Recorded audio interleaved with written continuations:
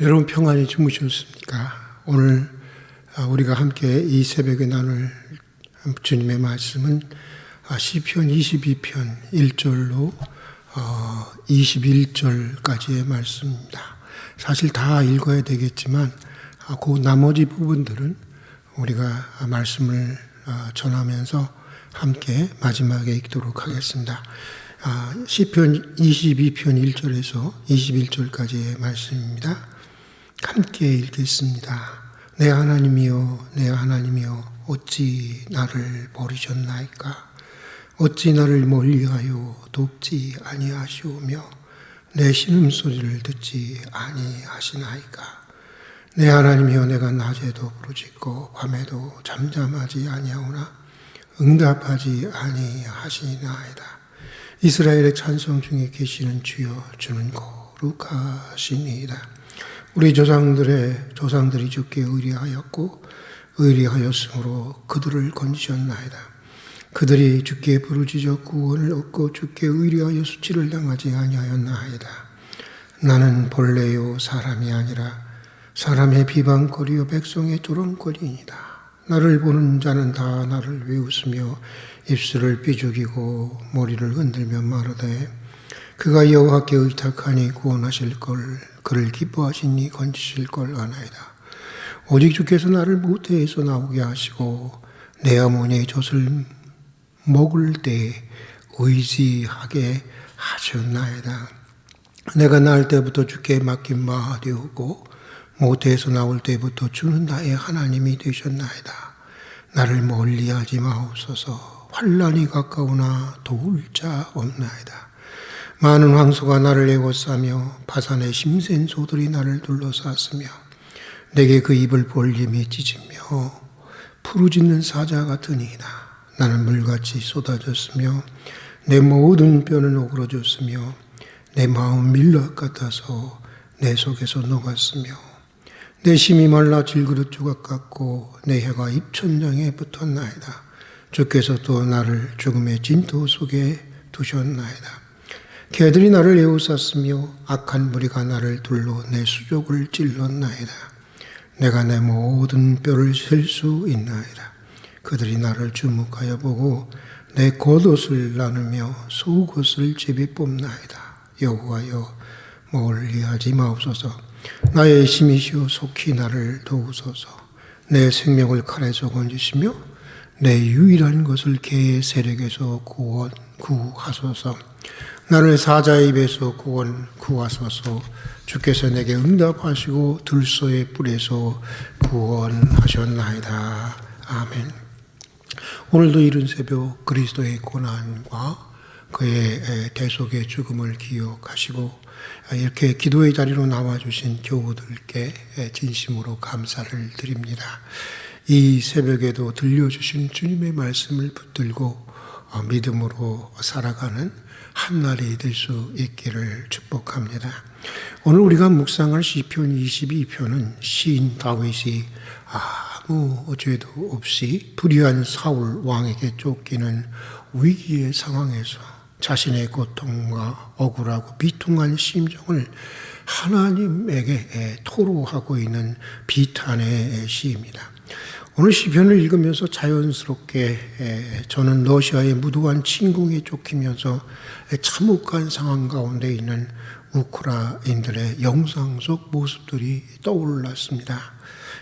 어제 같은 경우에는 피범벅이 된 채 쭉 늘어진 6살짜리 어린 소녀의 그 시신 앞에서 오열하는 가족들과 우크라이나인들의 모습을 보면서 마치 3살짜리 내 손주 채은이의 모습이 겹쳐져서 가슴이 먹먹해졌습니다.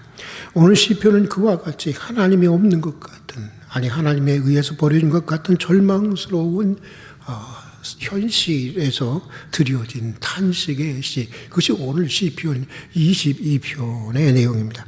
그런데 오늘 이 시편은 단순히 다윗의 개인적인 경험만을 토로하고 있는 시가 아닙니다. 오늘 이 시편은 다윗의 개인적인 경험을 훨씬 넘어서서 1000년 후에 이루어지는 예수 그리스도의 십자가의 순환과 죽음을 미리 내다보면서 쓴 예언의 시이기도 합니다. 예수님의 십자가의 사건을 보도한 복음서들을 보면 오늘 시편 22편의 내용이 문자적으로 참 놀라운 일입니다. 문자적으로 거의 그대로 이루어지는 것들을 보게 됩니다. 먼저 오늘 시편 1절 내 하나님이 어찌하여 나를 버리셨나이까 라고 하는 말씀은 십자가에 달리신 예수님께서 엘리 라마 사막다리 아람어인데 그 우리말로 번역하면 하나님이여 하나님이여 어찌하여 나를 버리셨나이까 하면서 이 부르짖었던 예수님의 십자가상 위에서 그 기도를 그대로 예고하고 있는 것을 보게 됩니다. 그런가 하면 오늘 시편 6절에서 8절의 말씀도 그렇습니다. 우리 함께 6절에서 8절의 말씀을 읽어보겠습니다. 나는 벌레요 사람이 아니라 사람의 비방거리요 백성의 조롱거리이다. 나를 보는 자가 다 나를 비웃으며 입술을 삐죽거리고 머리를 흔들며 마르되 그가 여호와께 의탁하니 구원하실걸 그를 기뻐하시니 건지실걸 하나이다. 이 시편의 말씀은 지나가는 자들은 자기 머리를 흔들며 예수를 모욕하여 이르되 성전을 헐고 사흘에 짓는다는 자여 내가 너를 구원하여 십자가에서 내려오라 하고 그와 같이 대제사장들도 서기관들과 함께 실용하여 서로 말하되 그가 남은 구원하였을 때 자기는 구원할 수 없도다.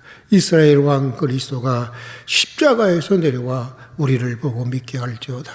그가 남은 구원하였을 때 자기는 구원할 수 없도다. 라는 마가복음의 15장 29절부터 32절에 기록된 장면을 아주 고스란히 그대로 말하고 있는 것을 보게 됩니다.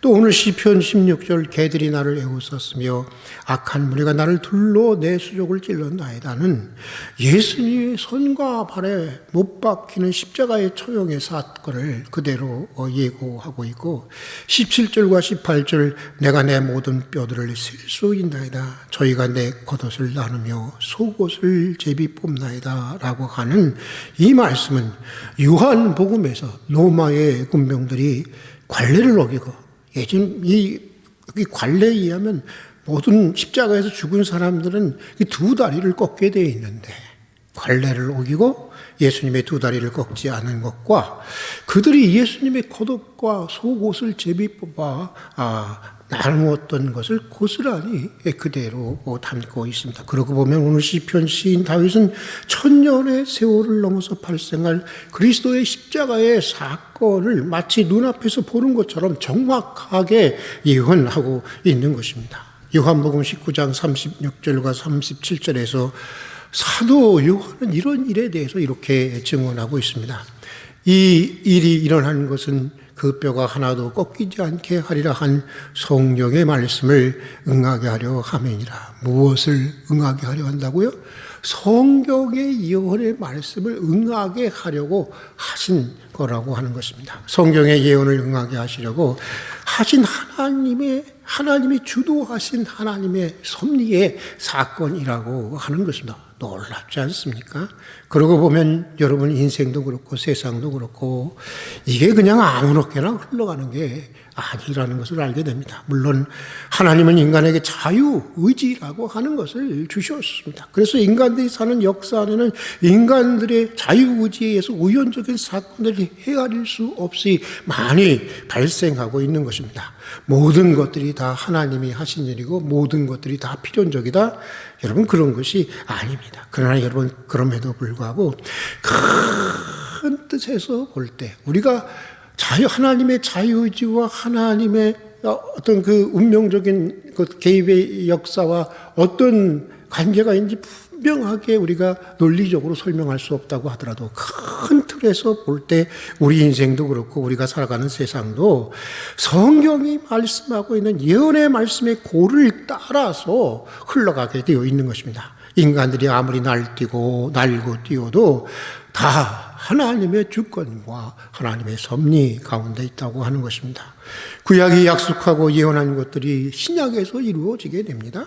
신약 성서에서 약속하고 예언한 정말의 역사가 성령의 강림을 통해서 이루어지고 있고 또 예수님의 재림으로 완성되게 되는 것입니다. 그 어떤 상황 속에서도 하나님은 애초에 목표하시고 성경에 예언하신 대로 세상의 역사를 개인의 운명뿐만 아니라 개인의 인생뿐만 아니라 세상의 역사를 섭리하시고 이끌어 가시고 있는 것입니다. 그래서 로마에 있는 교우들에게 하나님의 구원의 섭리를 설명하던 사도 바울은 그 마지막 부분에서 이렇게 탄성을 외치고 있습니다. 깊도다 하나님의 지혜와 지식의 풍성하며 그의 판단은 헤아리지 못할 것이며 그의 길은 찾지 못할 것이로다. 누가 주의 마음을 알았느냐? 누가 그의 모사가 되었느냐? 누가 먼저 들여서 갚으심을 받게 했느냐? 이는 만물이 주에게서 나오고 주로 말미암고 주에게로 돌아감이라. 그에게 영광이 세세 무궁토록 있을지어다. 비록 우리가 다 부족하고 연약해서 다 흔들리며 살아가지만 세상이 내 마음대로 흘러가지 않는다고 해서 여러분 그렇게 낙심할 일은 아닌 것입니다. 내 인생이 내 기대대로 풀리지 않는다고 해서 희망까지 포기할 일은 아닌 것입니다. 이번 대선도 그렇습니다. 설령 내가 원하는 사람이 선택되지 않는다고 해서 나라가 다 망하는 것처럼 여길 일은 아닌 것입니다. 역사를 주관하시는 하나님의 선한 섭리를 우리는 믿기 때문인 것입니다. 누가 되든 우리는 그를 위해서 기도해야 하고 누가 되든 어떤 정권이 들어서든 그가 바른 길을 가지 않을 때 우리는 하나님의 명령을 받아서 저항해야 하는 것입니다. 그것이 하나님의 섭리를 믿는 역사를 주관하시는 하나님의 섭리를 믿는 우리 신앙인들의 태도여야 하는 것입니다. 우리 시대 최고의 기독교 작가인 프레데릭 비커너는 그의 책 Wishful Thinking이라고 하는 책에서 이런 말을 했습니다. 성경적인 관점에서 보면 역사라고 하는 것은 인생이라는 말도 여기 넣어도 괜찮습니다. 역사라고 하는 것은 견뎌내야만 하는 부조리도 아니고 우리가 거부해야만 하는 환상도 아니고 해탈해야만 하는 영겁의 순환도 아니다.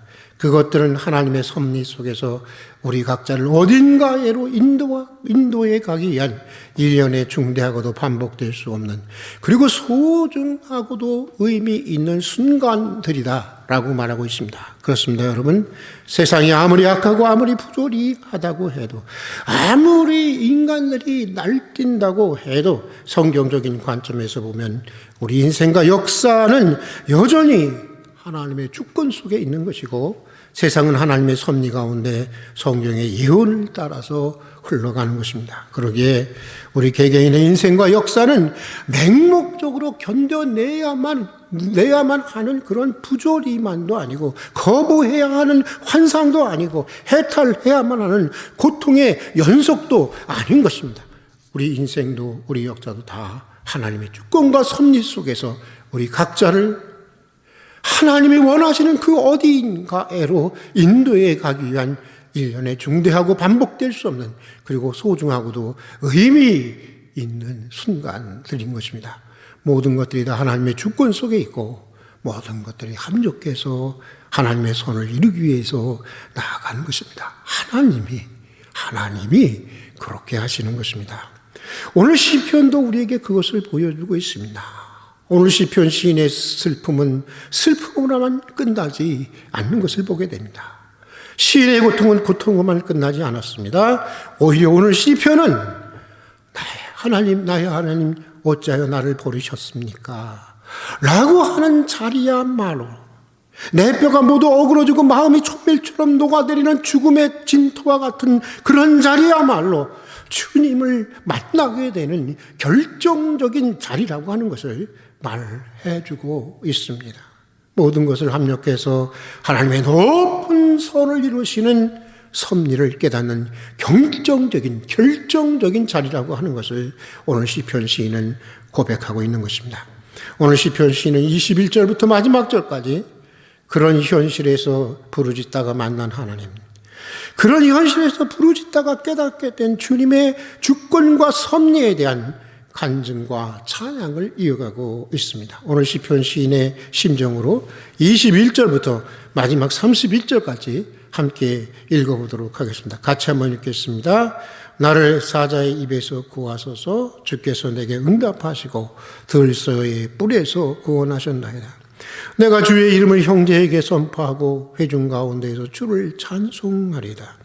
여호와를 두려워하는 너희여 그를 찬송할지어다. 야곱의 모든 자손이여 그에게 영광을 돌릴지어다. 너희 이스라엘의 모든 자손이여 그를 경외할지어다. 그는 권고한 자의 권고를 멸시하거나 싫어하지 아니하시며 그의 얼굴을 그에게서 숨기지 아니하시고 그가 울부짖을 때에 들으셨도다. 큰 회중 가운데서 나의 찬송은 주께로부터 온 것이니 주를 경외하는 자 앞에서 나의 소원을 갚으리이다.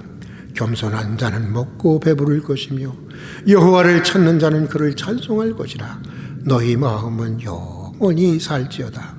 땅의 모든 것이 여호와를 기억하고 돌아오며 모든 나라의 모든 족속이 주의 앞에서 예배하리니 나라는 여호와의 것이요 여호와는 모든 나라의 주제이심이로다. 세상의 모든 풍성한 자가 먹고 경배할 것이요 진토 속으로 내려가는 자 곧 자기 영혼을 살리지 못할 자도 다 그 앞에서 절하리로다. 후손이 그를 섬길 것이요 대대의 주를 전할 것이며 와서 그의 공의로 태어날 백성에게 전하며 주께서 이를 행하셨다 할 것이로다. 슬픔이 변해서 찬송이 되게 하시는 하나님, 고통이 변해서 춤이 되게 하시는 하나님, 죽음의 삶이 변해서 부활의 삶이 되게 하시는 하나님과의 결정적인 만남을 노래하고 있는 오늘 시편 시인의 이 고백이 오늘 나의 하나님 어찌하여 나를 버리십니까? 라는 비탄의 자리에서 부르짖는 모든 이들의 고백과 간증과 찬양이 되기를 축복하면서 오늘 여기까지 하도록 하겠습니다. 함께 기도하겠습니다. 이른 새벽 깨워주시고 예배와 함께 한 날을 시작할 수 있는 은혜를 주신 것을 진심으로 감사드립니다. 모든 악과 부조리 그리고 모든 모순과 고통 가운데서도 모든 것을 합력하여 최선으로 이끌어 가시는 하나님의 주권과 섭리에 새로운 눈을 뜨게 해 주시옵소서. 어떤 현실 속에서도 주어진 인생을 긍정하고 희망을 포기하지 않는 믿음의 사람들이 되게 해 주시옵소서. 오늘 시편 시인처럼 나의 하나님 어찌하여 나를 버리십니까? 라는 자리가 주님과 만나게 되는 결정적인 자리이며 하나님의 섭리를 깨닫는 결정적인 자리라는 것을 간증할 수 있는 은혜를 허락해 주시옵소서. 특별히 그런 자리에서 울부짖고 있는 우크라이나를 구원해 주시고 전쟁이 속히 종식되게 해 주시옵소서. 오늘 한날의 삶도 주님의 손에 맡겨드립니다. 일용할 것들을 채워주시고 주님 안에서 기쁨의 한날이 되게 해 주시옵소서. 예수님 이름으로 기도드립니다. 아멘. 우리 계속해서 기도하는 시간을 갖도록 하겠습니다.